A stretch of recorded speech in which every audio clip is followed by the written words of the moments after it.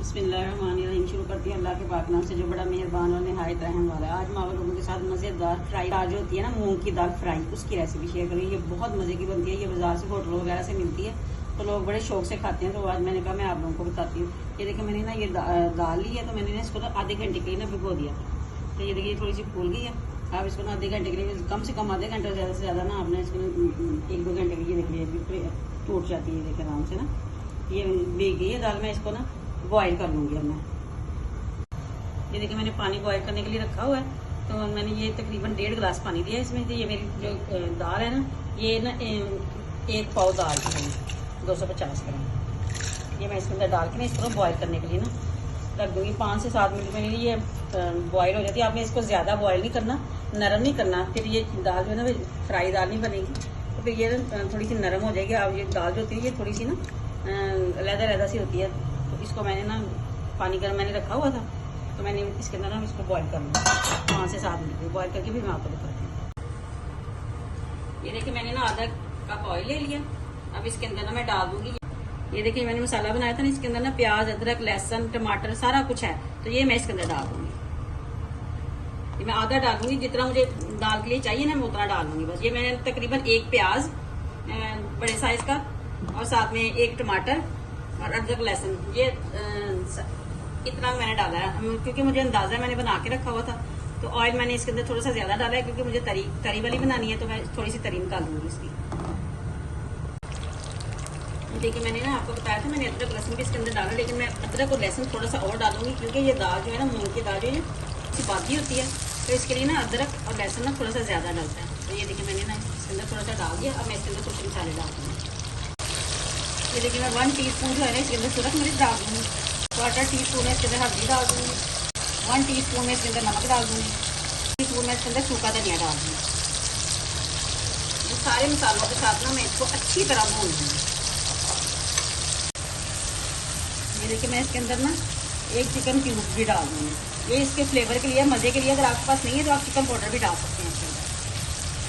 मैं मसालों को अच्छी तरह भून लूँगी। इसके जैसे ही इसकी तरी ऊपर आ जाएगी ना, तो फिर मैं आपको बताती हूँ। ये देखिए मैं 1 हरी मिर्च है, इसको मैंने ना कूटा हुआ ये मैं डाल दूँगी। और ये 2 हरी मिर्चें जो है ना, ये साबुत भी डाल दूँगी। अब मैं इसकी, ये देखिए मसाला अच्छी तरह तकरीबन भुनने पे आ गया। अब मैं इसका थोड़ा सा ना ऑयल निकाल दूँगी। ये देखिए मैंने दाल बॉयल की थी ना, ये देखिए मैंने इस तरह दाल बॉयल की है। ये देखिए ज़्यादा नहीं करनी है आपने, ये देखिए, और आसानी से टूट जाती है। ये देखिए अब मैं इसको सारी को इसमें डाल दूँ। किसी के अंदर पानी भी खुशक हो गया, ये मैं सारी इसके अंदर डाल दूँ।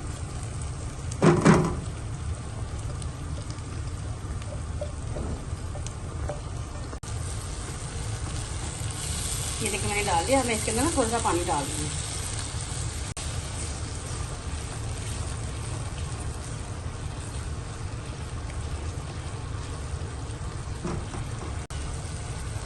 मैं गरम मसाला डाल दूँगी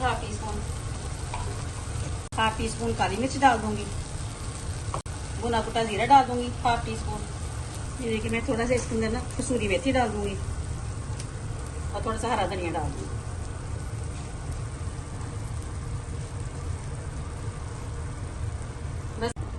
अब ये देखिए बस बन गई। मैंने गैस इसका बंद कर दिया। मैं इसको थोड़ी देर के लिए ढक्कन लगा दूंगी, फिर मैं आपको डिश आउट करके दिखाती हूँ। ये देखिए मज़ेदार दाल तैयार है, फ्राई दाल। आपने इसको इसी तरह बनाना है। ये बहुत मज़े की बनती है। आप यकीन करें, आप बाजार की दाल भूल जाएंगे। बाजार से अक्सर लोग ये दाल, फ्राई दाल मंगवा के खाते हैं। तो ये वाकई ही में बहुत मज़े की होती है। मैंने इसके अंदर कनौर क्यूब डाली है। तो आपने नमक ना अपने हिसाब से डालना है कि ये ना कि आप कनौर क्यूब भी डालें और नमक भी जो है ना वो तेज़ हो जाए। तो आपने उसके हिसाब से डालना है। ये हरी मिर्चों के साथ वो गार्निश करके देते हैं। आप चाहें तो इसके अंदर मक्खन भी डाल सकते हैं। मक्खन के साथ इसका तड़का बहुत मज़े का लगता है। और इसके ऊपर मैं थोड़ी सी तरी डाल दूँगी जो मैंने निकाली थी। ये देखें कितने मज़े की लग रही है। साथ में थोड़ा सा धनिया डाल दूँगी इसके ऊपर खूबसूरती के लिए। ये देखें कितनी मज़े की लग रही है। आप यकीन करें, आप इसको तंदूर की रोटी के साथ खाएं तो ये बहुत ही मज़ा देती है। मैं अक्सर तंदूर की रोटी तो घर पे ही बना लेती हूँ। ये बहुत मज़े की लगती है। अगर आपको मेरी ये रेसिपी अच्छी लगती है तो लाइक कीजिएगा, शेयर कीजिएगा, कमेंट में ज़रूर बताइएगा आपको मेरी ये रेसिपी कैसी लगी। और प्लीज़ मुझे दुआ में याद रखिएगा और मेरे चैनल को सब्सक्राइब ज़रूर कीजिएगा। अल्लाह हाफिज़।